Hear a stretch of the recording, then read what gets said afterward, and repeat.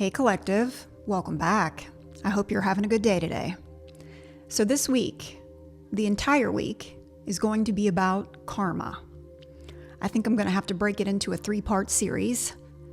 So every day will be a new episode about understanding karma and how it works. To understand karma, you have to kind of go back a little bit and discuss ego first. But trust me, it'll all make sense. Karma is a Sanskrit word meaning action, but is generally understood to mean the consequences of our actions. Karma is often described as cause and effect, because yes, every action or cause has its corresponding consequence or effect. And I think many people take comfort in thinking that if someone does you dirty, the universe will hand that person their ass for you, not as punishment, but as a natural consequence. Because as the sayings go, what goes around comes around. A boomerang returns back to the person who throws it. The universe will serve you the revenge you deserve. How people treat you is their karma. How you react is yours. And of course, you reap what you sow. And yes, all those sayings are true, in the respect that you're going to get back what you put out into the universe. But I want to discuss karma from my own psychological healing, personal development, spiritual evolution standpoint. And to do that, we'll need to rewind a bit. And all I ask of you today is that you open your mind to learning something new. Okay, let's go. We as humans have 3 centers of consciousness and 3 fields of consciousness, or 3 fields of energy. One is the mind, the domain of our thoughts, concepts, and beliefs. 2 is the heart, the domain of our emotions, feelings, and desires. And 3 is the body, domain of our instincts, impulses, senses, and actions. Now these 3 centers make up our personality. They enable us to function in the world and to experience the richness of life. But they are not our true self. Our true self is our soul. Let me explain it this way.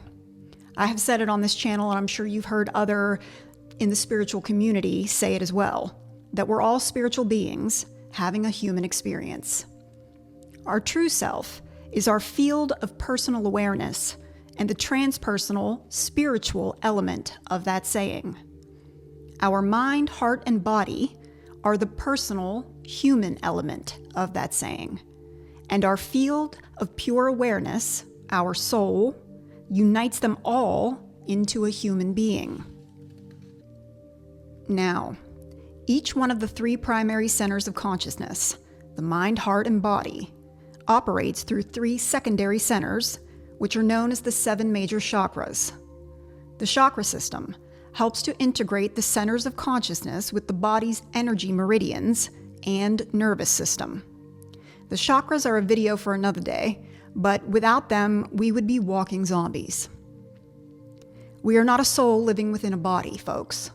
We are a body, heart, and mind living within a soul.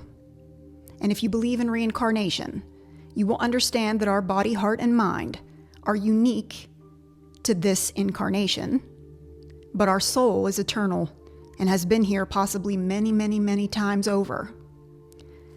Now here's where it gets complicated.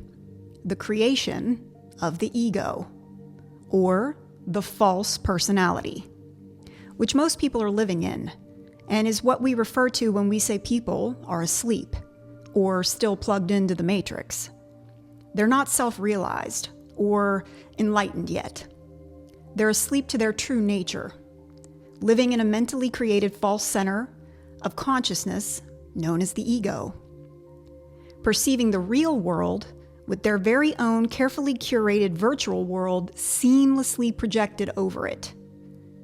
This virtual world overlay is what makes a tone-deaf person believe they can sing, and a skinny girl thinks she's fat.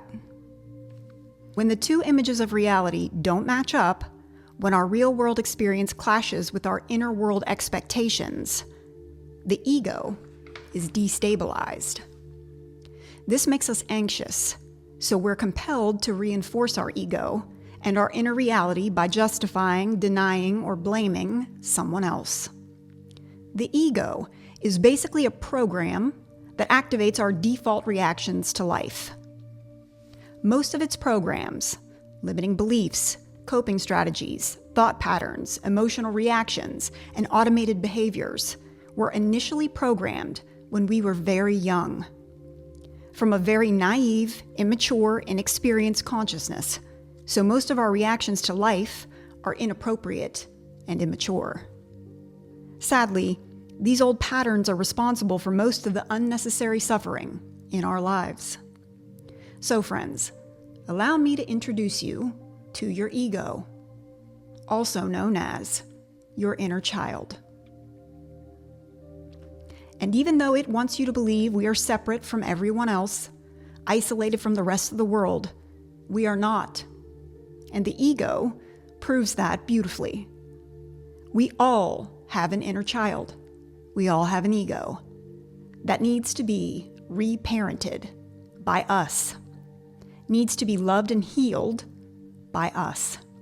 It's an integral part of life and an integral part of humanity. The ego believes we are separate because it's just a thought form trapped inside the mind. The false belief that we are isolated and separate creates fear, which only reinforces the ego to want to protect us by counterattacking anyone who questions us or our beliefs. You see, deep down, the ego knows it's not real. It was created by the mind to protect our younger self. It's just an elaborate thought form, which makes it feel unsafe, insecure, and unsteady. Any traumatic, confusing, or distressing experience rattles the ego to its core, which then causes it to develop coping mechanisms, defensive behaviors, and survival strategies to reinforce its position. This takes an extreme amount of mental, emotional, and physical energy to maintain daily. We then spend the rest of our lives defending this false self and reinforcing our ego, which is the cause of all of our unnecessary suffering. The ego resists the natural unfoldment of life. It tries to manipulate life to its own self-centered end. And the consequence for trying to control life is suffering. Not karmic punishment. More like self-inflicted suffering, which is the result of resisting what is. It's like a kid in a store. I'm sure we've all seen this in a grocery store some point in our lives, having a complete meltdown when their parent says they can't have something they want and they don't get their own way. Their suffering is entirely self-inflicted. Control is an illusion. And all that emotion isn't going to change mom and dad's mind. But little Timmy's ego doesn't know that yet. And it feels threatened. Since he can't control the situation, the meltdown, the suffering, is the consequence of resisting what is.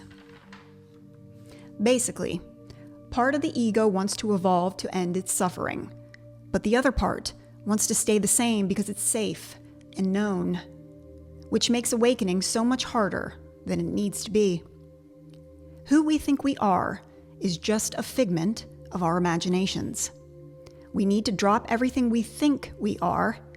None of it is who we truly are. It's ego. It's wild, I know, and it's a lot to take in.